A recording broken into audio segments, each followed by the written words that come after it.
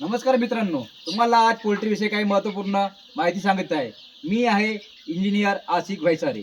चला तर, हा आहे आपला पोल्ट्री फार्म. 5000 पक्ष्यांचा पोल्ट्री फार्म आहे. हे आहेत आता आपले चिक्स 40 दिवसाचे. क्वालिटी बघून घ्या कसे आहे तर. दिसते ना कसा आहे. हे आपले दाण्याचा भांडा आहे.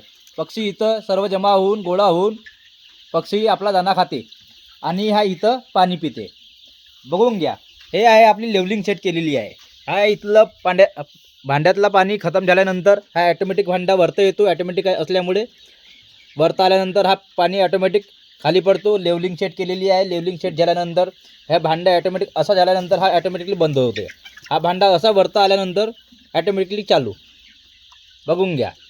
आणि इथं आपला फीडचा भांडा आहे आणि फीडची क्वालिटी बघून घ्या कसा आहे. दिसते ना.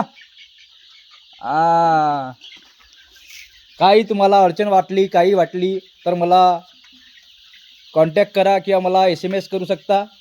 आणि माझ्या चॅनलला सबस्क्राईब करा आणि येणारे नवीन व्हिडिओ तुम्हाला लाभदायक ठरतील असं मी आग्रही विनंती करतो.